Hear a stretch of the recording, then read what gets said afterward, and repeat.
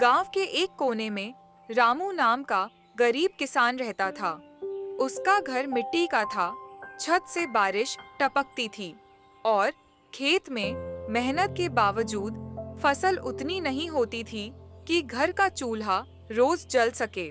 एक सुबह उसकी पत्नी गौरी ने कहा, रामू, अब क्या करेंगे? पिछली बार की फसल भी सूख गई और उधारी भी बढ़ गई है। भगवान पर भरोसा रख गौरी, मेहनत करने वाला कभी खाली हाथ नहीं रहता। रामू के दो छोटे बच्चे थे, सोनू और मोनू। दोनों रोज स्कूल जाने की बजाय अपने पिता के साथ खेतों में काम करने जाते थे, क्योंकि फीस देने के पैसे नहीं थे। उस साल सूखा पड़ा, न बादल आए न फसल उगी।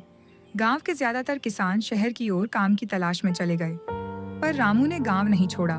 वह कहता था, यह मिट्टी मेरी माँ है, मैं इसे छोड़ नहीं सकता।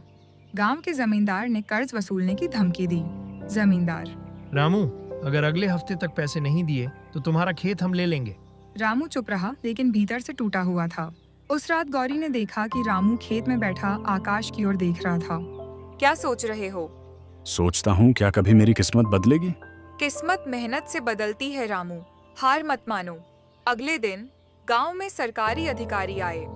उन्होंने बताया कि सरकार नई तकनीक से खेती सिखाने जा रही है।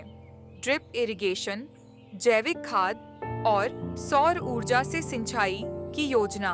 बाकी किसानों ने हंसते हुए कहा, अरे, ये सब किताबों की बातें हैं, हमारे गांव में नहीं चलेंगी। पर रामू ने हिम्मत नहीं हारी। उसने कर्ज में पड़े अपने पुराने ट्रैक्टर के टायर बेचकर थोड़ा पैसा जुटाया और योजना में नाम दर्ज करवाया। अब खेत में नई तकनीक लग चुकी थी। सौर पैनल से पानी की मोटर चलती थी, जिससे कम खर्च में सिंचाई होती। रामू ने रासायनिक खाद की जगह गोबर और नीम के छिलके से बनी जैविक खाद इस्तेमाल की। अरे रामू, तेरी खेती में कीड़े लग जाएंगे, तू बर्बाद हो जाएगा। देखना, एक दिन यही मिट्टी सोना उगलेगी। 3 महीने बीते। जहाँ पहले सूखी मिट्टी थी, वहाँ अब हरी भरी फसल लहराने लगी। गेहूं, सब्जियां और फूल सब कुछ खिल उठा। रामू ने अपनी फसल को स्थानीय मंडी में बेचा। वहाँ शहर के एक व्यापारी की नजर उसकी जैविक सब्जियों पर पड़ी। भाई, ये तो बहुत ताजा और बढ़िया माल है। क्या तुमसे हर महीने सप्लाई मिल सकती है? क्यों नहीं, यही तो मेरी मेहनत का फल है। व्यापारी ने उससे बड़ा करार किया और हर महीने उसकी फसल सीधे शहर भेजने लगा। रामू की आमदनी धीरे धीरे बढ़ने लगी। उसने अपने बच्चों को फिर से स्कूल भेजा, घर की मरम्मत करवाई और अपनी पत्नी के लिए नया साड़ी खरीदी। अब वही गांव वाले जो पहले रामू पर हंसते थे, उससे सलाह लेने आने लगे। रामू भाई, वो सौर वाला सिस्टम कैसे लगवाया? तुम्हारी फसल इतनी हरी कैसे रहती है? तो अगर हम धरती को प्यार दें तो वह हमें दुगना लौटाती है। उसने गांव में किसानों के लिए एक जैविक खेती समूह बनाया, जहां वह सबको नई तकनीक सिखाता। गांव का नाम अब जिले में प्रसिद्ध हो गया। अधिकारी आए और रामू, तुमने तो हमारे पूरे क्षेत्र का नाम रोशन कर दिया।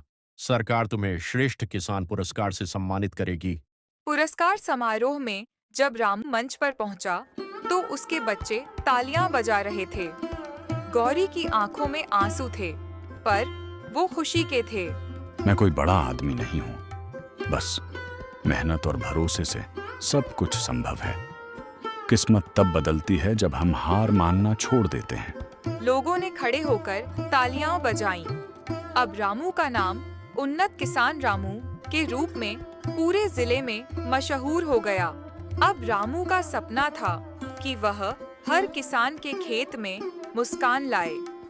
उसने अपने गांव में एक छोटा कृषि प्रशिक्षण केंद्र शुरू किया, जहां वह युवाओं को खेती के नए तरीके सिखाने लगा। एक दिन सोनू ने अपने पिता से पूछा, बाबूजी, आपने हार क्यों नहीं मानी? क्योंकि बेटा, जो किसान धरती से हार मान जाए वो खुद से हार जाता है। आज रामू का खेत हरे सोने की तरह चमकता है। उसके बच्चे पढ़ लिखकर खेती में नई तकनीक लाने की योजना बना रहे हैं। गौरी के चेहरे पर संतोष है और पूरे गांव में हरियाली। कभी जो किस्मत को कोसने वाला किसान था, अब वही दूसरों की किस्मत बदलने की प्रेरणा बन चुका है।